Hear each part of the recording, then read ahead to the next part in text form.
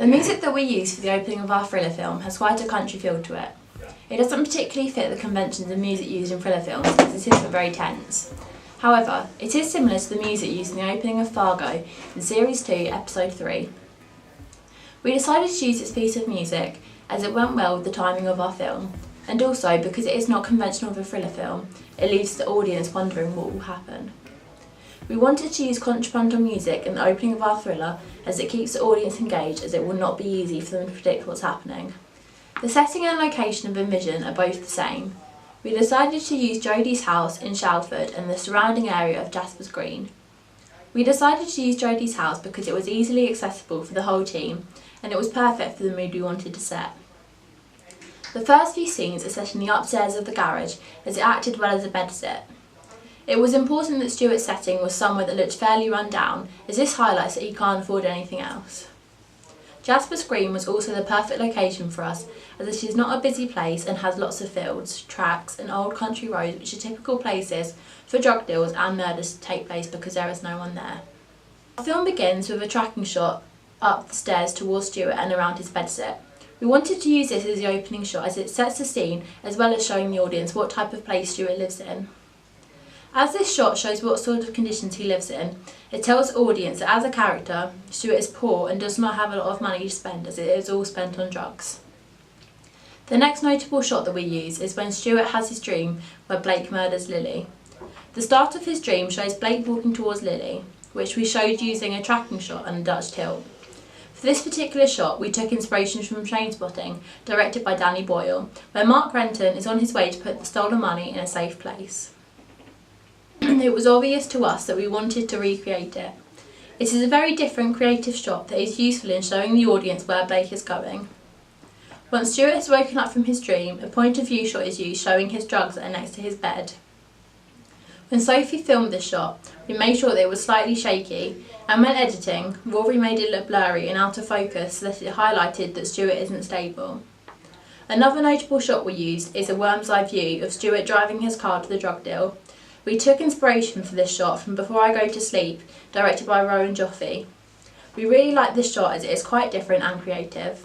It was important to us that we used aspects of mise-en-scène to help show the audience what the character's intentions were.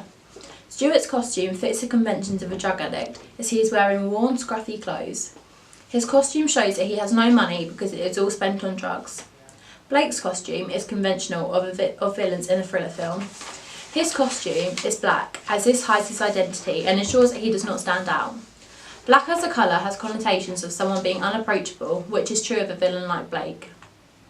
We used costume to show characteristics of Lily also. The fact that she was dressed in basic, everyday clothes symbolises the fact that she had no idea that she was about to be murdered. This is conventional for a victim of murder, as they often have no idea that they are about to be murdered. The main props that we used were empty alcohol bottles and packets of tablets because this highlights Stuart's addiction. Other props that we used were the knife that Blake used to murder Lily. It was important that we had this prop as it made it clear to the audience what Blake's intentions were and makes the scene look realistic. Throughout our film, we used low-key lighting. This fits the conventions of thriller films as it suggests a tense mood and makes it atmospheric. If high-key lighting were to have been used, it would have suggested a cheery mood and atmosphere. Other examples of thriller films that use low-key lighting are Seven and Gone Girl, both directed by David Fincher, and Taken, directed by Pierre Morel. When deciding the characters that would be in our film, we decided it was important that they fitted the conventions of a typical thriller film. Lily is a conventional victim, as she is a young, vulnerable girl who gets targeted for no reason. We got inspiration for Lily's character from Marion Crane in Alfred Hitchcock's Psycho. Marion is also a vulnerable, yet older woman who too is targeted by a villain for little to no reason. Blake is also a very conventional character for a thriller film. He is a villain who is portrayed as a brave, tough-looking man who isn't afraid of the repercussions of his actions. Stuart's character represents drug addicts in a negative way.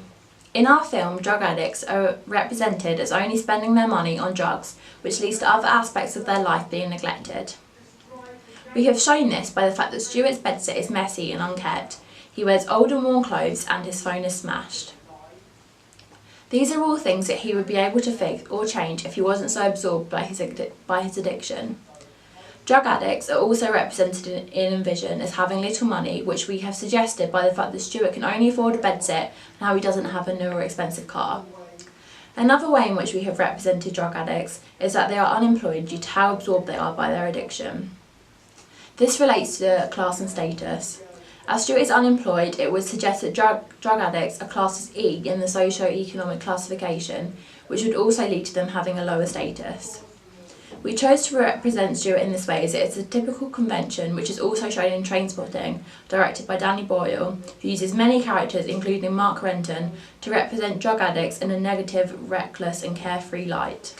Blake's character represents young men as being violent and not caring about the consequences of their actions.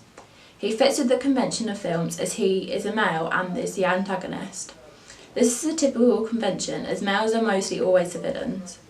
Blake's violent personality suggests that all young males are like this and are a threat to people, especially younger girls like Lily. Not only does he represent males as being a certain way, but also young adults.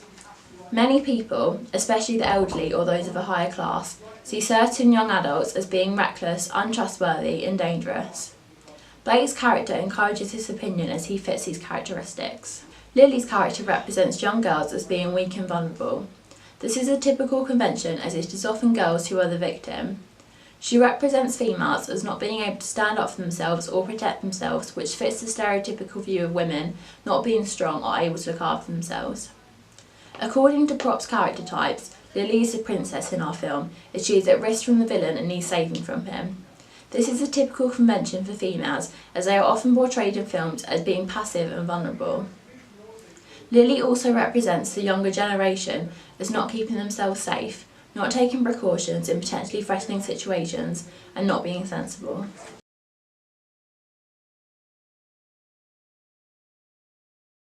One way of distributing our film would be through a large conglomerate such as Walt Disney Companies, which would be public distribution.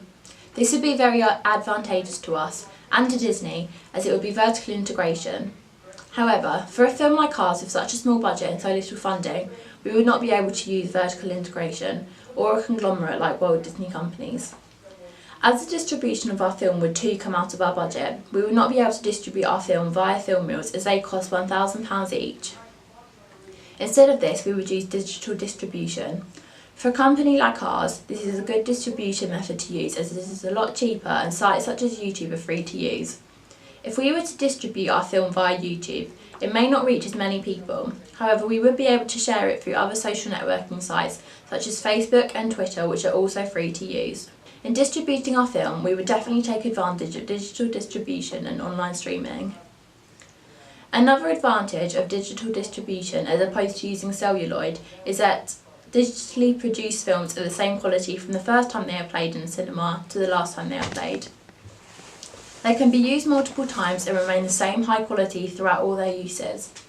Celluloid, on the other hand, gets older the more times it is rewound, meaning it decreases in quality.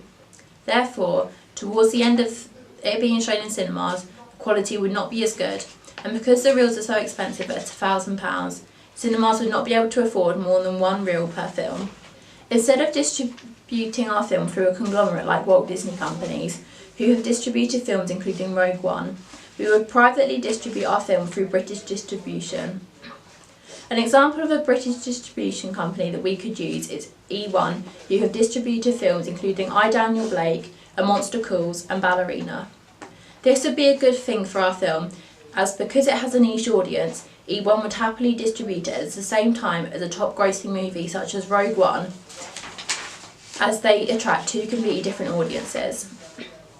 As well as E1, we could also receive help and support from the British Film Institution. The BFI helped to fund British independent films with money from the National Lottery. The money that the BFI would make from distributing our film would go back towards the BFI so they would be able to help make other independent British films successful.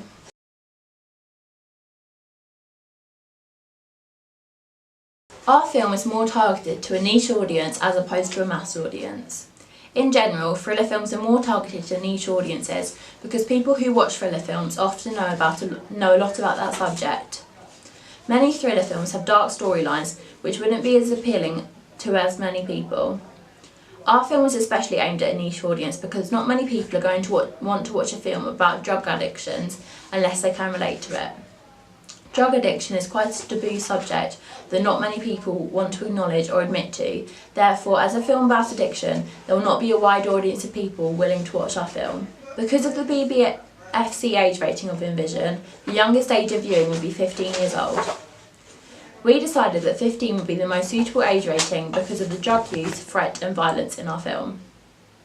Drug taking is shown in our film, however because they are not shown in a positive way as to encourage drug misuse, it is allowed in a 15 rated film. There was a strong sense of threat from Blake which would upset younger audiences, which is another reason why we feel 15 is a suitable age rating. Finally, we decided on this age rating because of the violence. Although Lily does get stabbed, because there are no gory images and no dwelling on the infliction of pain, it can be viewed by people as young as 15. The target audience for our film is men from their mid-20s to 40s. As Stuart is the same gender of a similar age, his personality and situation would be more relatable to this audience. Envision is specifically targeted to males due to statistics stating that men are twice more likely than women to misuse drugs. This makes our film relatable to a wider audience. However, women facing addiction will still be able to relate to Stuart because of his general problems with drugs and his living conditions.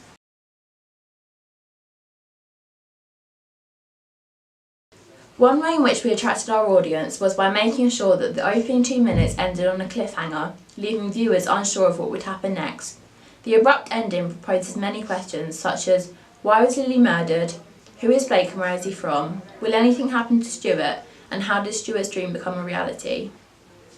Because there are so many possible answers to these questions, viewers will stay engaged and be keen to watch the rest of the film to find out what happens. The opening 2 minutes to our film are quite ambiguous, and although a lot happens, it doesn't really tell you much about the characters or the overall plot, which keeps viewers engaged. We also attracted our audience by using a main character who is similar to the target audience. In using a middle-aged male as our main character, which is also our target audience, the audience will be able to relate to Stuart or the film, which will make them more likely to want to watch it. If we had used a different type of person as the main character, such as Lily, the target audience would not be as keen to watch it as it would be harder for them to relate to it. We carefully picked the music that we used to make sure it appealed to our audience. The music used throughout the part where Stuart wakes up to when he arrived at the drug deal is very similar to the music from the opening of Fargo in Series 2, Episode 3. Fargo is a thriller TV series that is targeted to a similar audience to Envision. Because Fargo is such a successful series, we decided it would be a good product to take inspiration from. Although our music is contrapuntal and as it is fairly upbeat, it will attract our audience well because similar music does so in Fargo.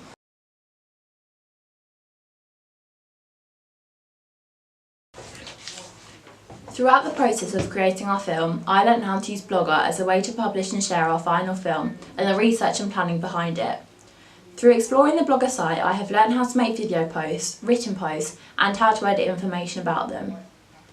Before the process of creating our film, I had never used Blogger or any similar sites. It was a new experience to me, but it was quick to grasp how to use it. Without Blogger, we would not have been able to have made our film or research and planning available to as many people. Blogger was a perfect way to do this as anyone from anywhere can access our blog at any time. During the filming process, I learned how to effectively use a DSLR camera. Although bigger production companies may use a more expensive, better quality camera, we decided that a DSLR would be perfect, especially as it was within our budget. DSLRs are also fairly easy to understand how to work, which meant I didn't have to spend a lot of time getting to know the camera and how to work it. It was important that I knew how to work a DSLR properly, as this would ensure that our film was the best quality as possible. The technique that came in the most useful was the zoom. Zoom was a perfect way for us to make sure that certain shots were focusing on certain things, such as when the character focuses on the drugs beside Stuart's sofa. Another camera that I had learned how to use was a GoPro. We used a GoPro for the shot where there is a worm's eye view of Stuart driving towards the drug deal. A GoPro was the perfect and most effective way to get a shot like this. The entirety of the editing process of our film was done on Premiere Pro. Premiere Pro is an excellent program to use for editing, and it has been used to edit top films including Avatar, Gone Girl and Hugo. We decided to use Premiere Pro to edit our film as we knew that everything we wanted to do to our film we would be able to do so through this program. Although very complex, Premiere Pro is easy to learn how to use and how to do so effectively. One way in which we used Premiere Pro was the colour correction tool. As it was hard for us to create the right lighting and atmosphere when we were filming, we were able to do so through the editing process. We edited the colour of our clips by making them duller, less bright and less colourful. We edited our clips to make them have more of a grey undertone as to set the dark atmosphere appropriate for our film. Another tool we used were the video transitions. We used the cross dissolve tool throughout, but especially throughout the part where Stuart is having a dream about the murder of Lily. We used the cross dissolve effect to show the difference between seeing Stuart dreaming and what he was actually seeing in his dream. We were able to make the difference between the two clearer by changing the clips of him dreaming to black and white and kept the mid shots of him sleeping in colour. This created a clear contrast between Stuart sleeping and what he was dreaming. We also used audio effects to change what the soundtrack sounded like as Stuart was waking up from his dream. As he looks around him and at the drugs surrounding him, the music has a tinny echo sound. As well as our camera shot, we used this editing tool to highlight the fact that the clip was from Stuart's point of view. This helped our film as it accentuated how affected Stuart is by his addiction, to the point where even his hearing is partially impaired.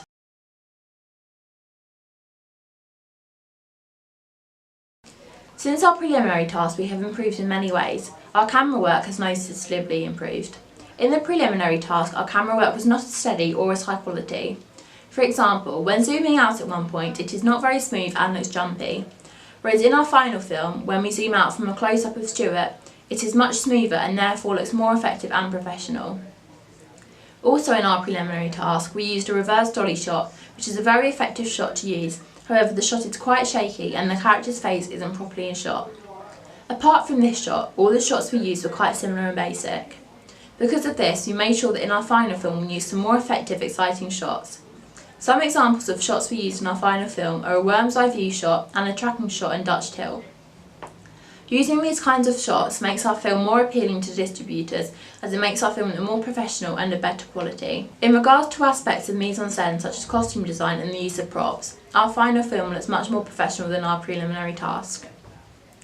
In our preliminary task, we did not make the characters wear specific costumes. Looking back on this, we realised that this did not make the characters very convincing, and it made it harder for the audience to actually understand who the characters were and what was happening to them. From the lack of costumes in our preliminary task, it is almost impossible to tell that all the characters are office workers, as they are just wearing casual clothes as opposed to suits or dresses.